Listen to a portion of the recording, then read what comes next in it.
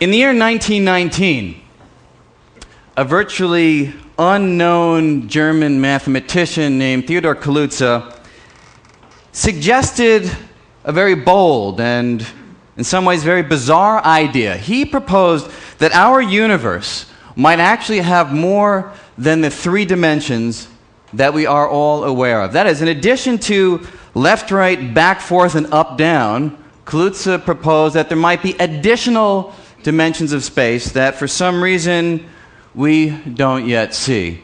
Now, when someone makes a bold and bizarre idea, sometimes that's all it is. Bold, bizarre, but it has nothing to do with the world around us. This particular idea, however, although we don't yet know whether it's right or wrong, and at the end I'll discuss experiments which in the next few years may tell us whether it's right or wrong, this idea has had a major impact on physics in the last century and continues to inform a lot of cutting-edge research. So I'd like to tell you something about the story of these extra dimensions.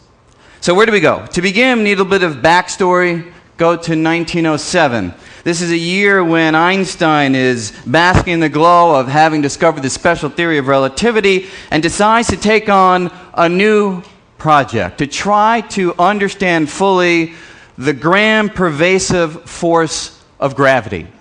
And in that moment, there were many people around who thought that that project had already been resolved. Newton had given the world a theory of gravity in the late 1600s that works well, describes the motion of planets, the motion of the moon, and so forth, the motion of apocryphal apples falling from trees, hitting people in the head. All of that could be described using Newton's work, but Einstein realized that Newton had left something out of the story because even Newton had written that although he understood how to calculate the effect of gravity, he had been unable to figure out how it really works. How is it that the sun, 93 million miles away, somehow it affects the motion of the Earth? How does the sun reach out across empty, inert space and exert influence? And that is a task to which Einstein set himself, to figure out how gravity works. And let me show you what it is that he found.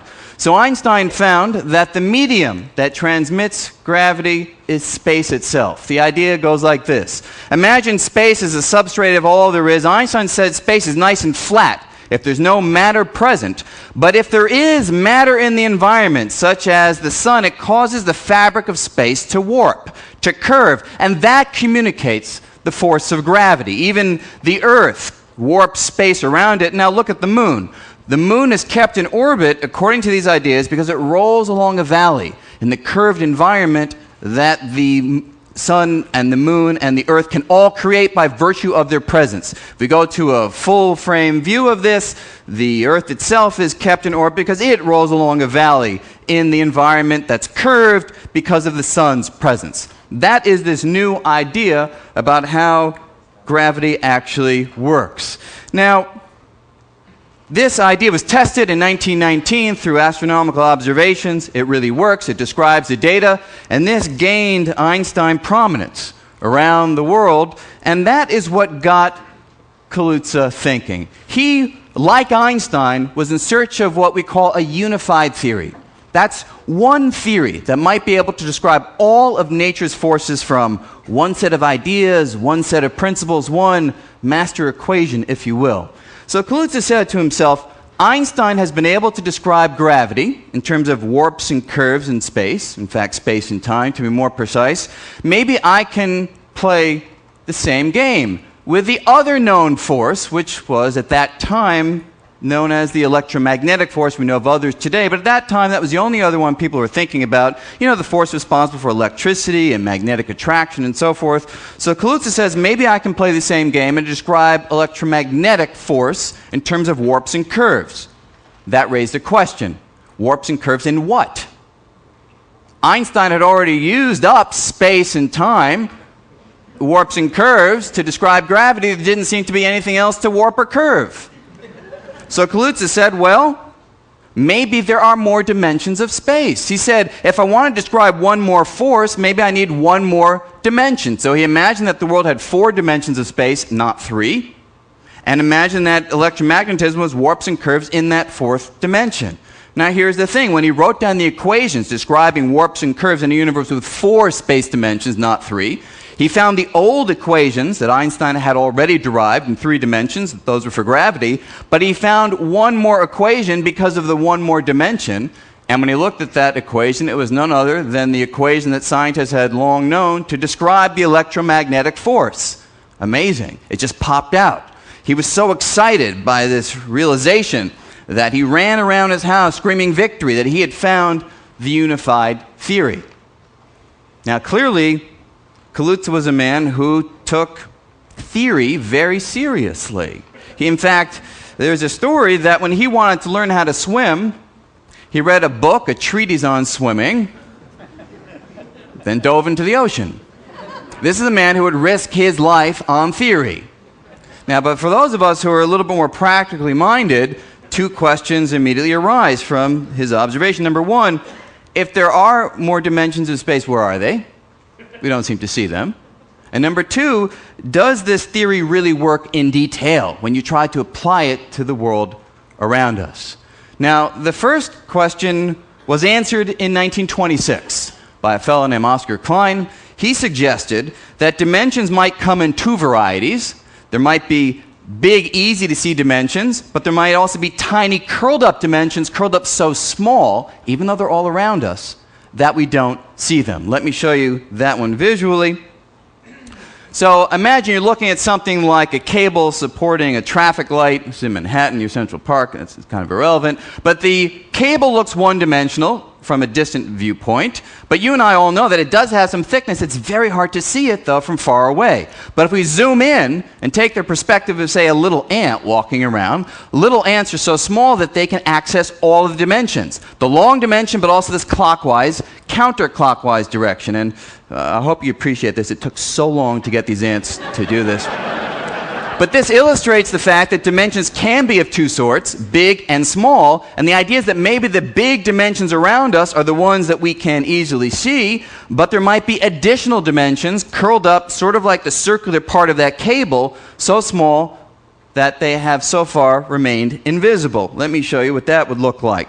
So if we take a look, say, at space itself, I can only show, of course, 2 dimensions on a screen. Some of you guys will fix that one day. But anything that's not flat in the screen as a new dimension goes smaller, smaller, smaller, and way down in the microscopic depths of space itself. This is the idea. You could have additional curled up dimensions. Here is a little shape of a circle, so small that we don't see them.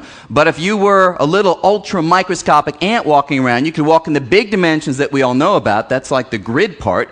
But you could also access the tiny curled up dimension that's so small that we can't see it with the naked eye or even with any of our most refined equipment, but deeply tucked into the fabric of space itself, the idea is there could be more dimensions, as we see there. Now, that's an explanation about how the universe could have more dimensions than the ones that we see, but what about the second question that I asked? Does the theory actually work when you try to apply it to the real world? Well, it turns out that Einstein and Kaluza and many others worked on trying to refine this framework and apply it to the physics of the universe as was understood at the time, and in detail it didn't work. In detail, for instance, they couldn't get the mass of the electron to work out correctly in this theory. So many people worked on it, but by the 40s, certainly by the 50s, this strange but very compelling idea of how to unify the laws of physics had gone away.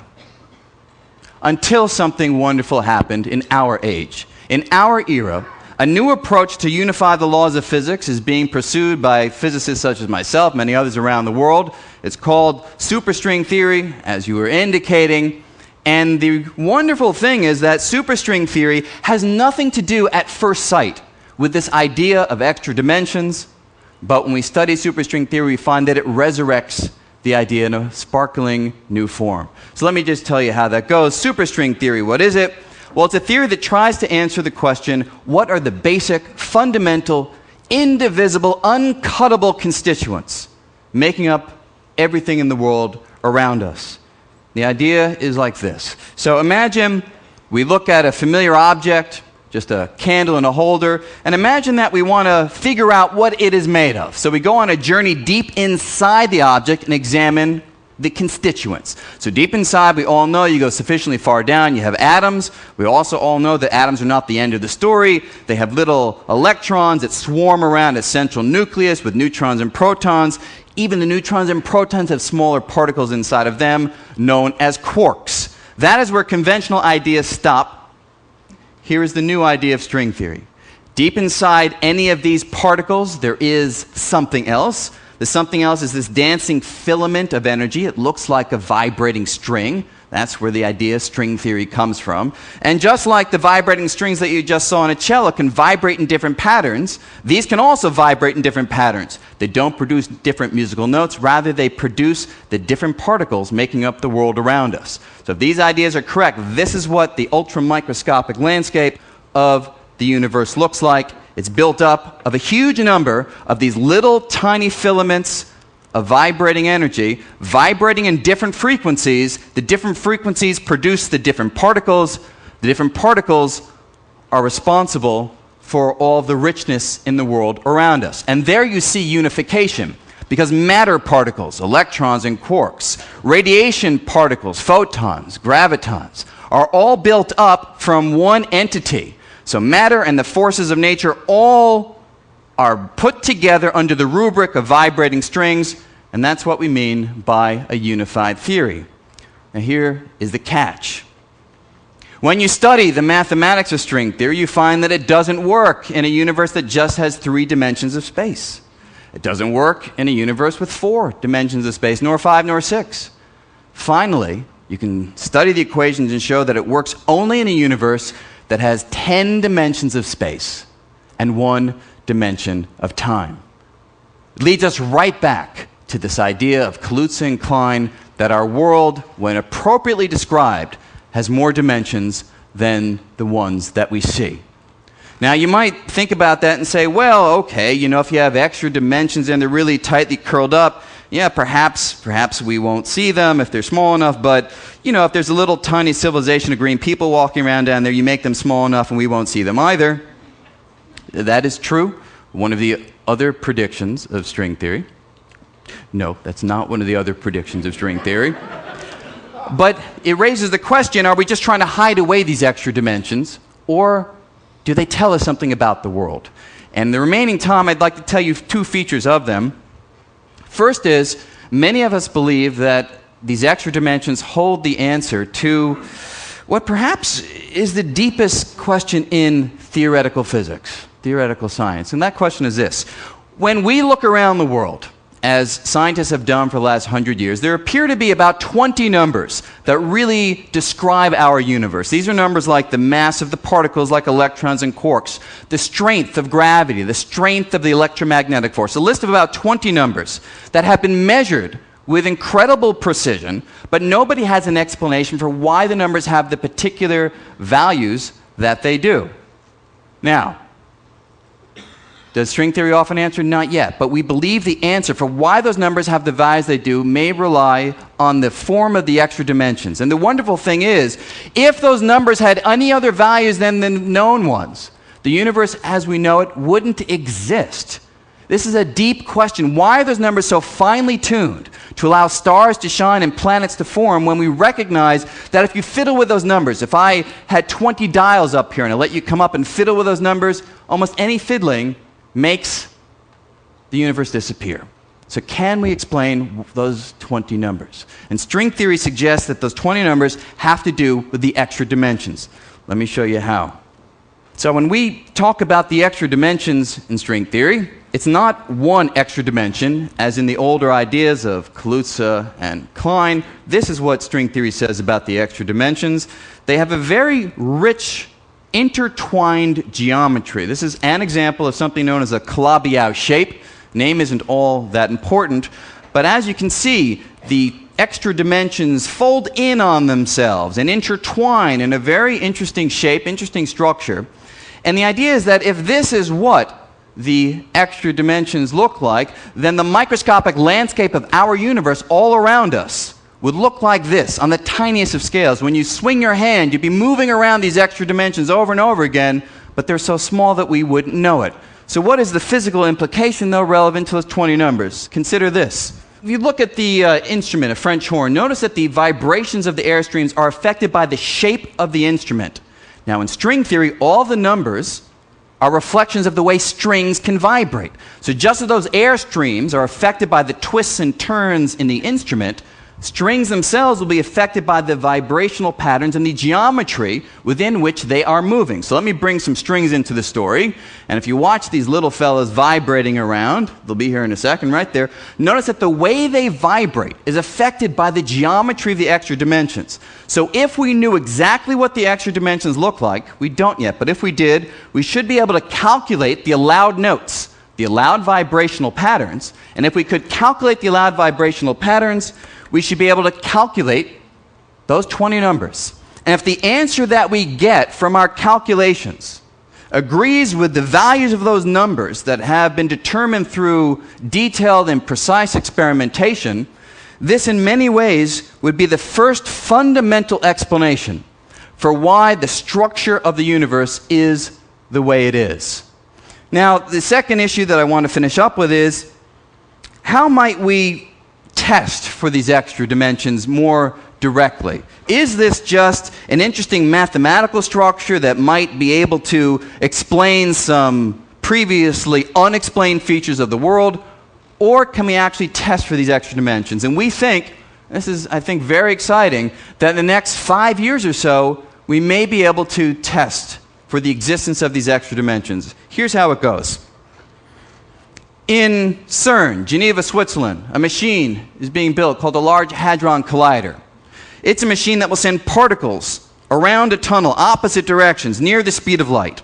Every so often, those particles will be aimed at each other, so there's a head-on collision. The hope is that if the collision has enough energy, it may eject some of the debris from the collision from our dimensions, forcing it to enter into the other dimensions. How would we know it? Well, we'll measure the amount of energy after the collision, compare it to the amount of energy before, and if there's less energy after the collision than before, this will be evidence that the energy has drifted away, and if it drifts away in the right pattern that we can calculate, this will be evidence that the extra dimensions are there. Let me show you that idea visually. So imagine we have a certain kind of particle. It's called a graviton. That's the kind of debris we expect to be ejected out if the extra dimensions are real. But here's how the experiment will go.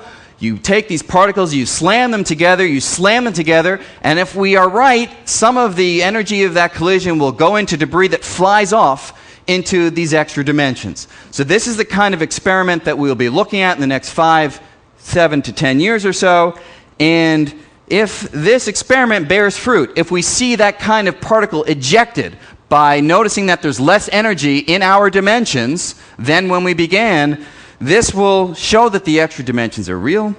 And to me, this is a really remarkable story and a remarkable opportunity. Going back to Newton, with absolute space, didn't provide anything but an arena, a stage in which the events of the universe take place. Einstein comes along and says, well, space and time can warp and curve. That's what gravity is. And now, string theory comes along and says, yes, gravity, quantum mechanics, electromagnetism, all together in one package, but only if the universe has more dimensions than the ones that we see. And this is an experiment that may test for them in our lifetime. Amazing possibility. Thank you very much. That's